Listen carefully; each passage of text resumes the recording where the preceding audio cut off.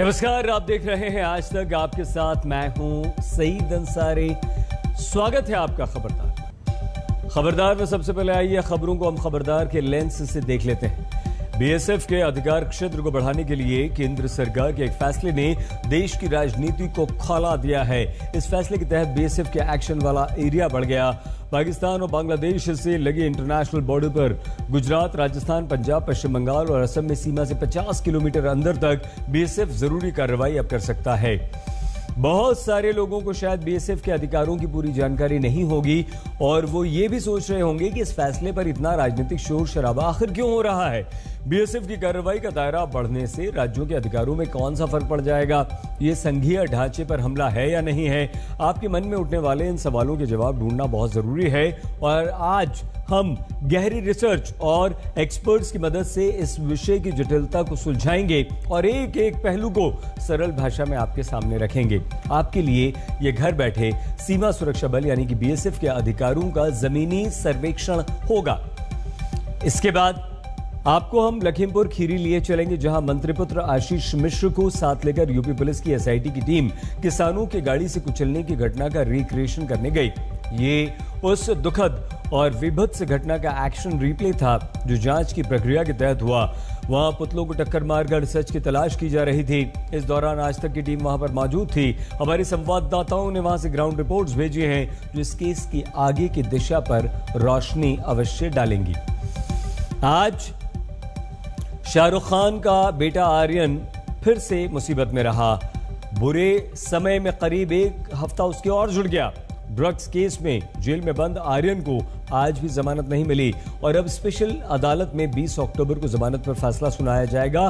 तब तक आर्यन सामान्य कैदी की तरह जेल में रहेगा। हिंदी सिनेमा के मशहूर सुपरस्टार का बेटा अब इस बात का एक मशहूर उदाहरण बन चुका है कि अगर ड्रग्स के चक्कर में आप पड़े तो क्या हो सकता है, बात कहां तक जा सकती है, सलाखों के पीछे कितने दिन आपको रहना पड़ेगा और जेल से पीछा छुड़ाना कितना मुश्किल आपके लिए हो सकता है। ड्रग्स लेना बिल्कुल सरासर गलत है, पर इसके साथ बहुत से लोगों के मन में यह बात भी है कि ड्रग्स की लत को सिर्फ एक अपराध के एंगल से हमें नहीं देखना चाहिए। कानून और व्यवस्था की दृष्टि से बीमारी और ड्रग्स के आदी हो चुके व्यक्ति के रिहैब यानी कि पुनर्सुधार पर भी बातचीत होनी चाहिए। तो लेटेस्ट अपडेट के साथ इस पूरी खबर का विश्लेषण भी हम करेंगे, लेकिन उससे पहले हम इसकी शुरुआत जो करेंगे वो खबरदार में आज सबसे पहले हम केंद्र सरकार के उस बड़े फैसले का विश्लेषण करेंगे जिसके द्वारा सीमावर्ती राज्यों में सीमा सुरक्षा बल यानी कि बीएसएफ के अधिकार क्षेत्र को 3 गुना तक बढ़ा दिया गया है। सरकार के इस फैसले का मतलब क्या है? बीएसएफ का अधिकार क्षेत्र कितना होता है? बीएसएफ के पास क्या क्या अधिकार होते हैं और सीमावर्ती राज्यों में बीएसएफ का क्या असर होता है? इन सभी सवालों के जवाब आज हम आपको देंगे। तो शुरुआत आइए केंद्रीय गृह मंत्रालय के नोटिफिकेशन से करते हैं, जिसमें साफ कहा गया है कि बीएसएफ अब पाकिस्तान और बांग्लादेश से लगी इंटरनेशनल बॉर्डर पर गुजरात, राजस्थान, पंजाब, पश्चिम बंगाल और असम में बॉर्डर से 50 किलोमीटर अंदर तक तलाशी अभियान चला सकेगी। नोटिफिकेशन में साफ कह दिया गया है कि मणिपुर, मिजोरम, नागालैंड, त्रिपुरा, जम्मू कश्मीर, लद्दाख के पूरे इलाके में बीएसएफ का अधिकार होगा और बीएसएफ के अधिकार क्षेत्र को पहले की तरह बनाए रखा गया है। यहां यह क्लियर करना भी बेहद जरूरी है कि केंद्रीय गृह मंत्रालय ने सिर्फ बीएसएफ का अधिकार क्षेत्र बढ़ाया है, अधिकार नहीं बढ़ाए हैं। तो अब प्रश्न यह है कि अधिकार क्षेत्र क्या होता है? इसे आइए इस तरह से समझें। बीएसएफ को ड्रग्स तस्करी और अवैध घुसपैठ रोकने के लिए इंटरनेशनल बॉर्डर से एक निश्चित दूरी तक भारतीय क्षेत्र में कार्रवाई करने का अधिकार दिया गया है। इस अधिकार क्षेत्र में बीएसएफ लोकल पुलिस की मदद से या उसकी मदद के बिना भी ऑपरेशन चला सकती है। बीएसएफ का अधिकार क्षेत्र खत्म होने के बाद आगे की सुरक्षा की जिम्मेदारी राज्य पुलिस या किसी दूसरी फोर्स के पास होती है। मतलब बीएसएफ भारत के 12 सीमावर्ती राज्यों में सुरक्षा में तैनात है। अलग अलग राज्यों में बीएसएफ के अधिकार क्षेत्र अलग अलग हैं, जिनमें से कुछ राज्यों में केंद्रीय गृह मंत्रालय ने बदलाव किए हैं। जैसे पंजाब, पश्चिम बंगाल और असम में पहले बीएसएफ का अधिकार क्षेत्र सीमा से 15 किलोमीटर अंदर था। इसे ही बढ़ाकर अब 50 किलोमीटर किया गया है। जबकि गुजरात में बीएसएफ के अधिकार क्षेत्र को 80 किलोमीटर से घटाकर 50 किलोमीटर कर दिया गया। राजस्थान में इसे पहले की तरह 50 किलोमीटर तक बरकरार रखा गया। जबकि पूर्वोत्तर राज्यों और जम्मू कश्मीर, लद्दाख में पहले की तरह पूरे क्षेत्र में बीएसएफ को कार्रवाई करने का अधिकार है, जिसमें कोई बदलाव नहीं किया गया है। बीएसएफ के अधिकार क्षेत्र में इस बदलाव को लेकर राजनीतिक घमासान भी मचा हुआ है। कई राज्य सरकारों को इस पर कड़ी आपत्ति है और इस ऐतराज के केंद्र में है बीएसएफ को मिले वो अधिकार जिनका इस्तेमाल बीएसएफ राज्यों की सीमा के अंदर कर सकती है। अब आइए उन अधिकारों के बारे में भी हम आपको बता देते हैं। बीएसएफ को अपने अधिकार क्षेत्र में ड्रग्स तस्करी, अवैध घुसपैठ, सीमा शुल्क जैसे केंद्रीय कानूनों के तहत तलाशी, जब्ती और गिरफ्तारी का भी अधिकार है। अपने अधिकार क्षेत्र में बीएसएफ के सबसे निचले रैंक का अधिकारी भी मजिस्ट्रेट के आदेश और वारंट के बिना सीआरपीसी के तहत कार्रवाई कर सकता है। बीएसएफ के अधिकारी को ऐसे किसी भी व्यक्ति को गिरफ्तार करने का अधिकार है जो केंद्रीय कानून के तहत किसी भी संज्ञेय अपराध में शामिल हो। संज्ञेय अपराध क्या होता है? संज्ञेय अपराध वो अपराध होते हैं जिनमें बिना कोई वारंट लिए कार्रवाई करने का अधिकार हमारी सेना, सैनिकों, पुलिस और पैरामिलिट्री, जिसमें बीएसएफ शामिल है, उन्हें होता है। लेकिन बीएसएफ के ये अधिकार अनलिमिटेड नहीं है। इन अधिकारों के इस्तेमाल में भी कई सारी शर्तें लागू हैं। प्रश्न ये कि केंद्रीय गृह मंत्रालय को बीएसएफ का अधिकार क्षेत्र बढ़ाने की जरूरत क्यों पड़ी? प्रश्न ये भी कि पंजाब और पश्चिम बंगाल को बीएसएफ के अधिकार क्षेत्र में इस बदलाव पर ऐतराज क्यों? इन सभी सवालों का जवाब देने वाली फैक्चुअल रिपोर्ट हमने आपके लिए तैयार की है, जो अब हम आपको दिखा रहे हैं। देखिए।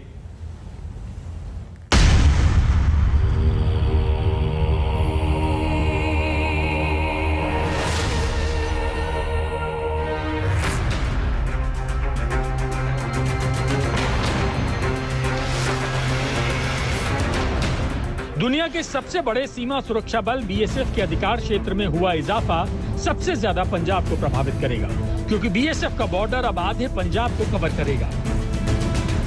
बीएसएफ का दायरा 50 किलोमीटर तक बढ़ाने का फैसला पंजाब के 12 जिलों को प्रभावित करेगा।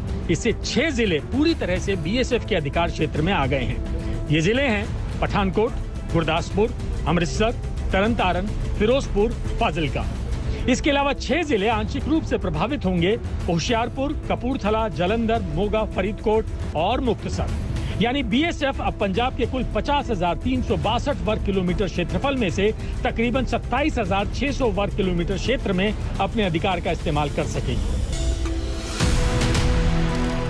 पंजाब में बीएसएफ के अधिकार क्षेत्र में इस इजाफे से राजनीति का टेम्परेचर बहुत चढ़ गया है।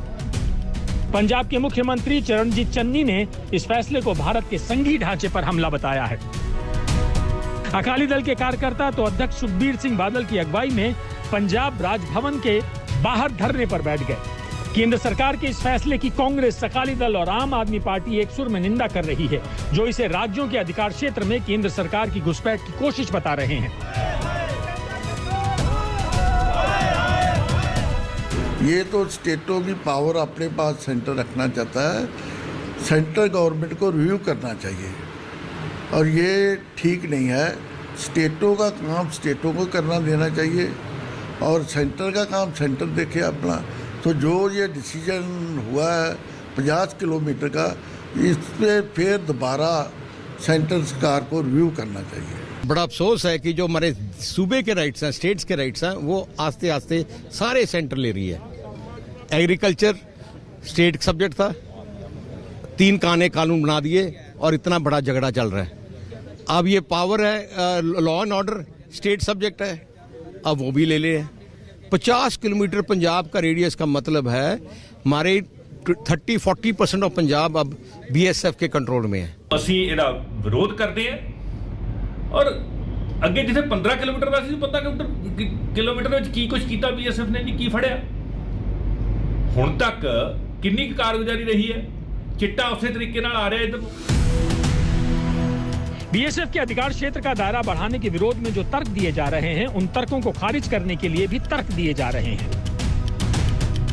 विरोध करने वाले कह रहे हैं कि देश के संघीय ढांचे में कानून और व्यवस्था राज्य का विषय है और इस पर कानून बनाने का हक भी राज्य सरकार को है।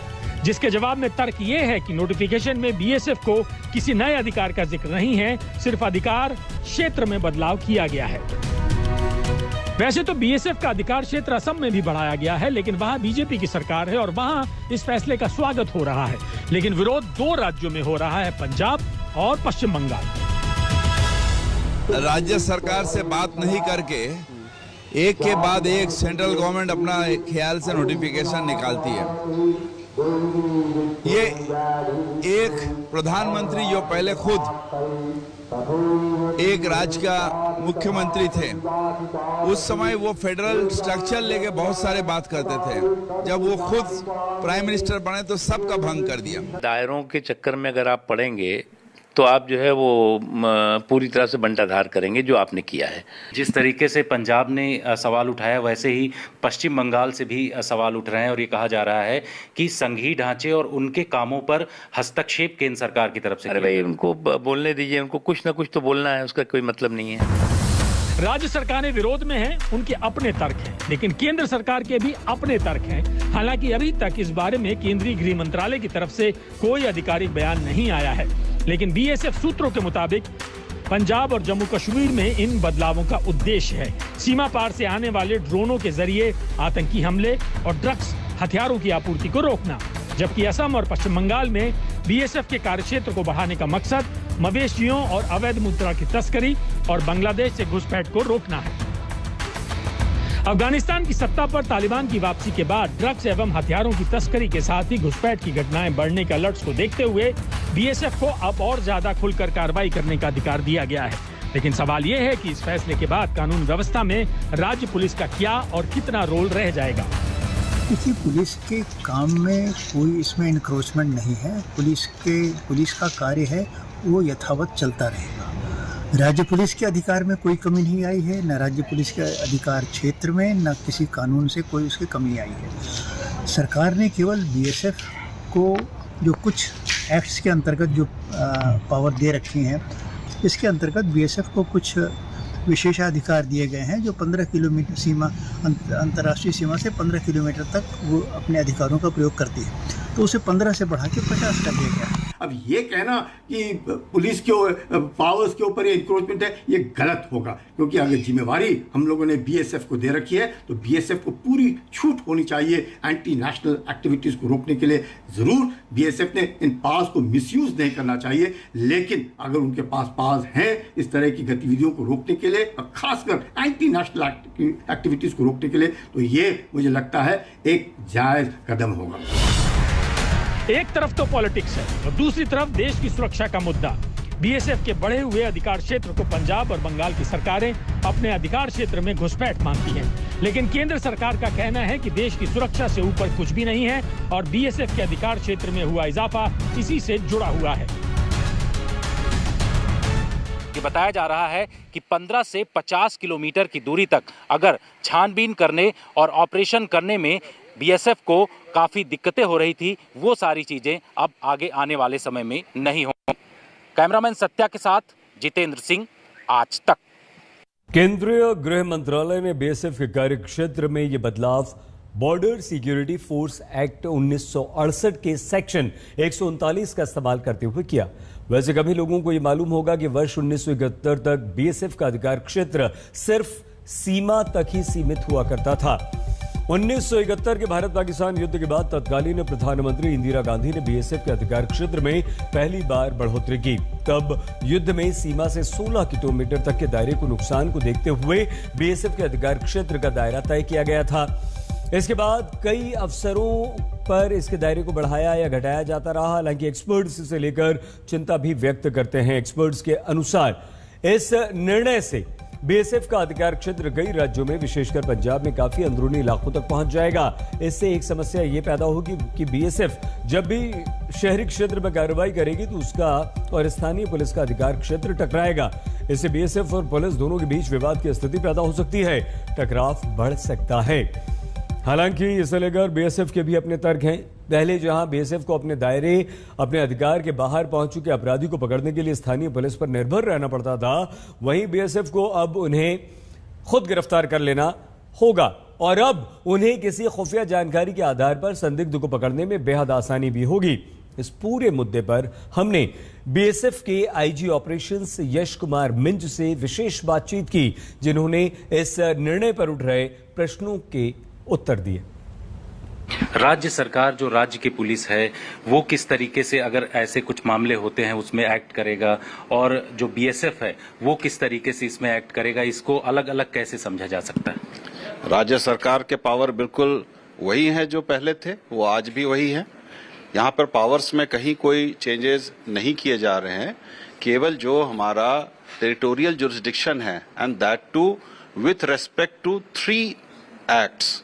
वन इज सीआरपीसी, जिसको हम दंड प्रक्रिया संहिता कहते हैं 1973 का, दूसरा passport entry to India act 1920 का जो है, और दूसरा हमारा पासपोर्ट एक्ट। सिर्फ इन 3 कानूनों के अंतर्गत जब बीएसएफ को कार्यवाही करनी है, तब वह वर्तमान में जो हमारा आईबी है, अंतर्राष्ट्रीय सीमा है, वहां से 50 किलोमीटर की दूरी तक वह कार्यवाही कर सकती है।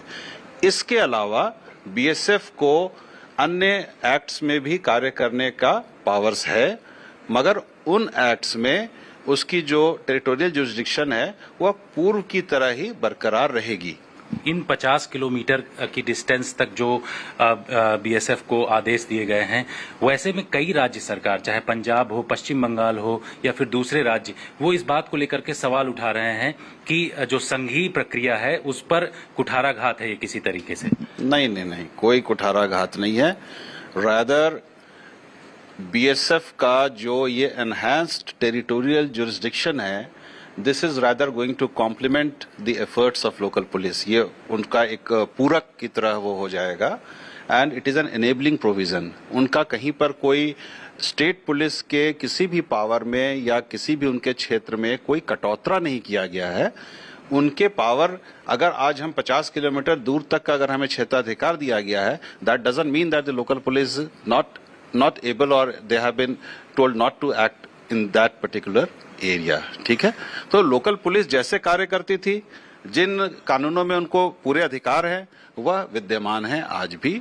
उसके अलावा कई बार जैसे कहीं पर जल्दबाजी हो जाती है, कहीं कुछ हो जाता है, इसलिए बीएसएफ को जस्ट इनेबल किया गया है, एम्पावर किया गया है, ताकि वो और भी अच्छे से कार्रवाई कर सके और स्टेट पुलिस का हाथ मजबूत कर सकें। That is the basic idea behind this.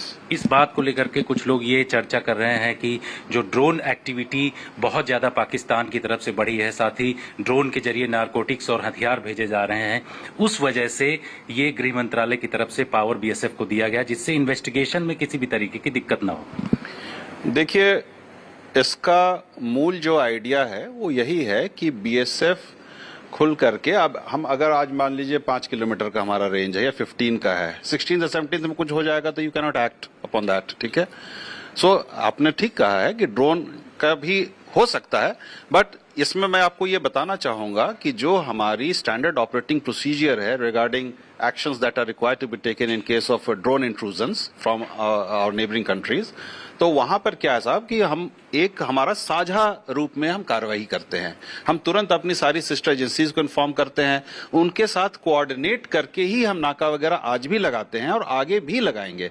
The only thing is that BSF gets more empowered rather to act independently also if need B.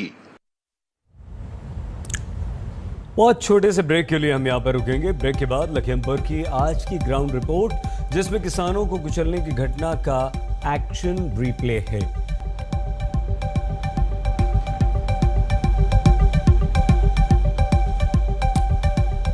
स्वागत एक बार फिर से आपका खबरदार।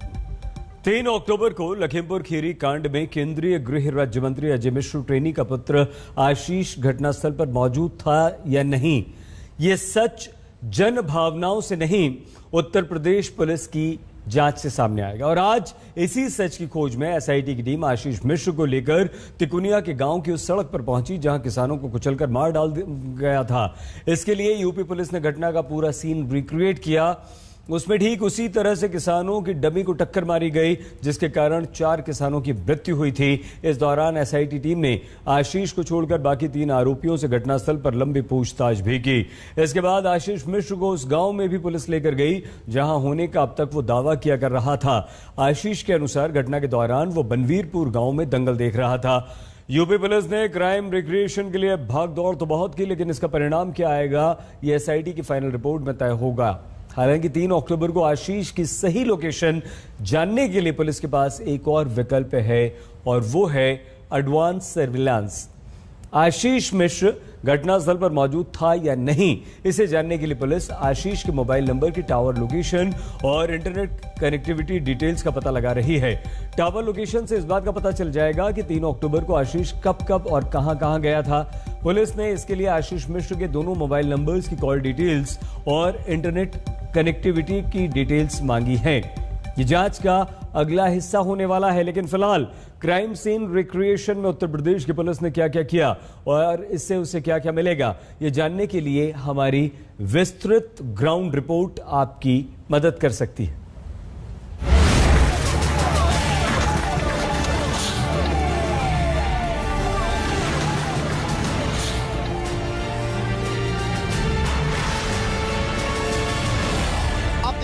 गाड़ियां यहां पर जो है निकल चुकी हैं और स्पीड गाड़ियों की देखिए यहां पर काले झंडे किनारे सबसे आगे पुलिस की जीप, एक तेज स्पीड से चलती हुई गाड़ियां।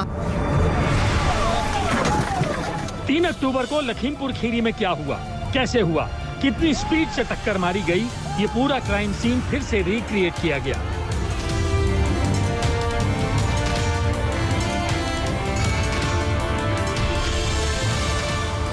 क्राइम सीन पर हर पहलू की डिटेल इन्वेस्टिगेशन के लिए सड़क पर मारे गए किसानों के पुतले खड़े किए गए।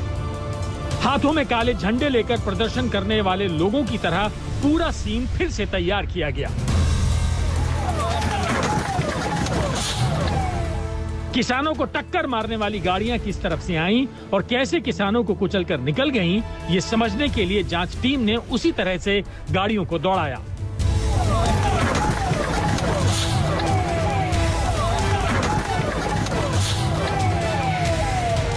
एक बार 2 बार नहीं, जब तक एसआईटी की टीम को ठीक से समझ में नहीं आया कि 3 अक्टूबर को इस सड़क पर मौत का तांडव कैसे हुआ था, तब तक गाड़ी बार बार दौड़ती रही।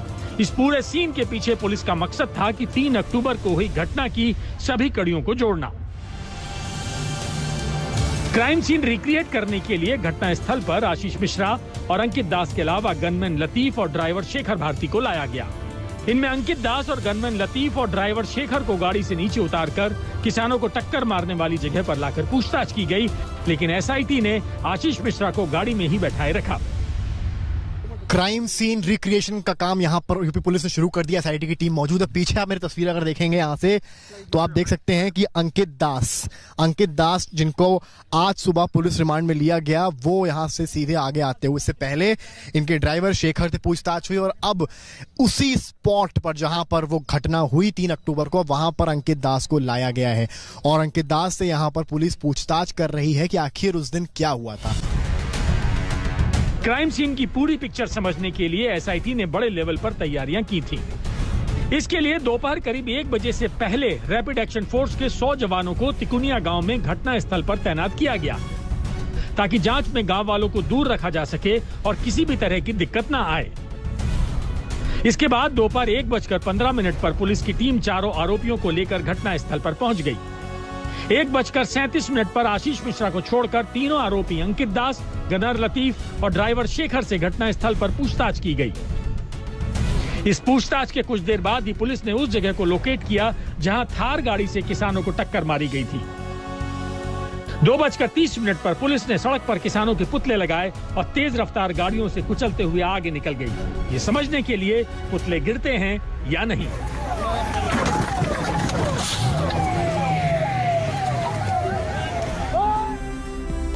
लेकिन इस पूरे सीन में पुलिस ने थार और फॉर्च्यूनर गाड़ी के बजाय पुलिस की जीप और दूसरी गाड़ी का इस्तेमाल किया, जबकि आमतौर पर सीन रिक्रिएशन के दौरान ठीक उसी तरह की चीजों का इस्तेमाल किया जाता है जो घटना में शामिल थी। अब ऐसा क्यों किया गया, ये एसआईटी की टीम ही बता सकती है। इस पूरे क्राइम सीन के बाद करीब 3:15 बजे आशीष मिश्रा के साथ सभी आरोपियों को उस बनवीरपुर गांव ले जाया गया, जहां 3 अक्टूबर को आशीष ने दंगल में शामिल होने की बात कही थी। इस दौरान आशीष मिश्रा के वकील लोकेश साथ रहे। आशीष मिश्रा आप देख सकते हैं पुलिस की गाड़ी में इस वक्त मौजूद है। तस्वीरें आप देख रहे हैं यहाँ पर। ये गाड़ी क्राइम सीन रिक्रिएशन के बाद अब गांव की तरफ बढ़ रही है और अंदर आप देख सकते हैं आशीष मौजूद हैं। आशीष के साथ आशीष के वकील भी हैं और पीछे की गाड़ियों की तरफ मैं लेकर चलूंगा आपको। पीछे की गाड़ियों की तरफ मैं आपको लेकर चलूंगा। आप पीछे की गाड़ियों की तरफ आप मेरे साथ अगर आएंगे तो आशीष यहाँ पर मौजूद है। साफ साफ तस्वीरें आप आज तक पर देख पा रहे हैं। वहाँ पे उतारा आशीष को नहीं किया, बाकी सब उतारा। नो नो नो क्यों नहीं उतारा? क्यों, वहाँ से उनसे मतलब ही नहीं था। वो तो अब तक की एविडेंस में आया नहीं उसका। एक दफा भी नहीं उतारा क्या उनको? नहीं, नो, क्योंकि वहाँ से मतलब। और अब क्रीड़ा स्थल ले जाए, वो क्रीड़ा स्थल से साबित करना चाह रहे हैं। वो देखना चाह रहे हैं स्थान जहाँ पे वो कुश्ती करा रहे थे, वहाँ वो मौजूद थे। कुछ लोगों से पूछेंगे, कुछ लोगों को जानना चाहेंगे तो जाएंगे। हाँ, क्राइम सीन रिक्रिएशन खत्म। हाँ, यहाँ का खत्म है। यहाँ उनसे मतलब ही नहीं, अंकित दास से मतलब था भाई। अंकित दास से मतलब था कि तुम्हारी फॉर्च्यूनर कहाँ पे पलटी, तुम कहाँ से भागे, कहाँ से भाग के बच पाए। शाम 4 बजे बलबीरपुर गांव में आशीष मिश्रा को दंगल वाली जगह ले जाकर पूछताछ की गई, जहां से आशीष मिश्रा ने गाड़ी से हाथ निकालकर गांव वालों का अभिवादन किया। इसके जवाब में गांव वालों ने भी आशीष मिश्रा को हाथ हिलाकर जवाब दिया। इशारों का अनुवाद तो नहीं हो सकता, लेकिन इन्हें देखकर समझा जा सकता है।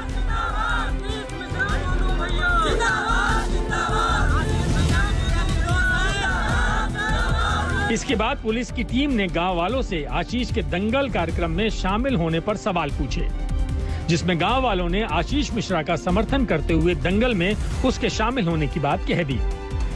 बताया गया कि बीच के 1 घंटे लगभग 3 से 4 के बीच जब घटना हुई है तो पुलिस की जब इन्वेस्टिगेशन हुई तब वो बताने में असमर्थ थे कि वो कहाँ थे। वो यहीं थे इसी जगह पे। यही थे, यही सभी लोग मौजूद थे। जी यहीं थे, मौजूद थे हम लोग। और आशीष भैया मिल में ही थे। आप लोग की नजरों से हटे थे? नहीं, नजरों से नहीं हटे। क्रूज शिप पर ड्रग्स लेने के मामले में अभिनेता शाहरुख खान के बेटे आर्यन को आज भी जमानत नहीं मिल सकी। उसकी जमानत याचिका पर मुंबई के नारकोटिक्स कंट्रोल ब्यूरो की विशेष अदालत में सुनवाई पूरी करके 20 अक्टूबर तक अपना फैसला सुरक्षित रखा है। आर्यन की जमानत याचिका पर आज बहस के दौरान ड्रग्स सेवन के समाज पर पड़ रहे असर, ड्रग्स के आदी लोगों के पुनर्वास की दलीलें भी दी गई। आर्यन के केस में अदालत का रुख क्या होगा ये भविष्य की बात है, लेकिन इस हाई प्रोफाइल केस से ड्रग्स मामलों के समाज पर प्रभाव और सजा के तौर तरीकों पर नए सिरे से बहस शुरू हो रही है।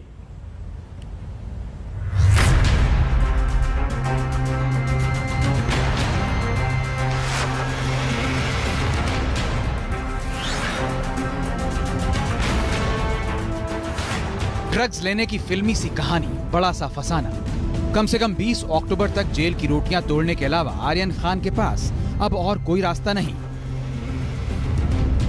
मुंबई की स्पेशल एनडीपीएस कोर्ट ने आर्यन की जमानत याचिका पर दोनों पक्षों की दलीलों को सुनने के बाद फैसला 20 अक्टूबर तक ये कहकर सुरक्षित कर दिया कि कोर्ट बहुत व्यस्त है, उस दिन फैसला सुनाने की कोशिश होगी।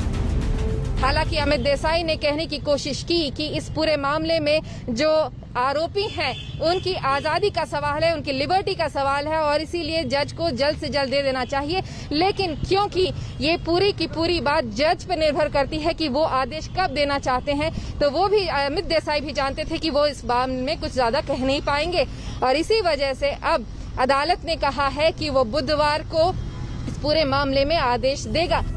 2 अक्टूबर को आर्यन खान गोवा जा रहे क्रूज शिप पर एनसीबी के शिकंजे में आए थे और अगले दिन उनकी गिरफ्तारी हुई थी। एनसीबी ने आर्यन पर जो आरोप लगाए हैं उसके मुताबिक आर्यन के दोस्त अरबाज मर्चेंट के पास से 6 ग्राम चरस बरामद हुई और वो ये नहीं कह सकते कि उन्हें कोई जानकारी नहीं। दोनों दोस्त एंजॉय करने जा रहे थे। आर्यन के खिलाफ एनसीबी का केस न सिर्फ 2 अक्टूबर को क्रूज शिप पर ड्रग्स सेवन का है, बल्कि लंबे समय से ड्रग्स सेवन के आदी होने का भी, और इसके लिए ड्रग्स तस्कर कादिर और विदेशी नागरिक अचित कुमार के संपर्क में होने का दावा है। आर्यन बॉलीवुड सुपरस्टार शाहरुख खान के बेटे हैं, इसलिए मामला सुर्खियों में है। इसलिए आर्यन खान के इस केस पर हो रही तमाम बहस और दलीलों के बीच सवाल ये भी उठा कि ड्रग्स मामलों के तहत होने वाली सजाओं पर कानून का क्या रुख हो, क्योंकि किसी भी कानून का पहला मकसद सकारात्मक बदलाव होता है। आर्यन खान की जमानत याचिका पर सुनवाई के दौरान उनके वकील अमित देसाई ने अपनी दलील में एक बड़ी बात कही है। अमित देसाई ने कहा कि मैं ये नहीं कहता कि मेरा मुवक्किल ड्रग्स लेने का आदी है, लेकिन कानून कहता है कि ड्रग्स लेने वालों को सहानुभूति पूर्वक देखना चाहिए। इसलिए ड्रग्स लेने वालों के पुनर्वास की बात कही गई है। कृपया ध्यान रखें कि किसी की स्वतंत्रता खतरे में है और जमानत देने से जांच प्रभावित नहीं होती है। यहाँ पर एनसीबी के वकील एएसजी अनिल कुमार की दलील भी गौर करने लायक है, जिसमें उन्होंने कहा कि ये महात्मा गांधी और बुद्ध की धरती है और युवाओं में ड्रग्स की लत गंभीर बात है। ये जो सारा काम हो रहा है ना, और कुछ पब्लिसिटी के डर से भी उनको अब लग रहा है कि इतनी ज्यादा पब्लिसिटी इस केस में मिल रही है कि अगर कल को कोर्ट ने टिप्पणी कर दी कि इन्होंने सारा अरेस्ट ही गलत किया था, तो इनको बहुत ज्यादा खामियाजा भुगतना पड़ेगा। तो इसलिए वो सब के चक्कर में अब एक कहानी पे कहानी बनाए चले जा रहे हैं। मेरे हिसाब से बहुत गलत हो रहा है इस मामले में। बहुत छोटे से ब्रेक के लिए यहां पर हम रुक रहे हैं, होते हैं हाजिर। आप देखते रहिए आज तक।